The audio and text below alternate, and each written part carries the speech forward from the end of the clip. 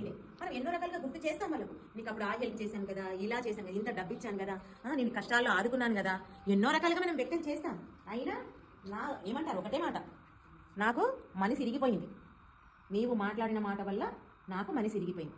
ఇంతే అంటావా లేదా? మన జీవితంలో ఎన్నోసార్లు మనం ఈ విషయాన్ని మనం వ్యక్తం చేసుకుంటున్నాం, అనుభవిస్తున్నాం మన జీవితాల్లో కదా.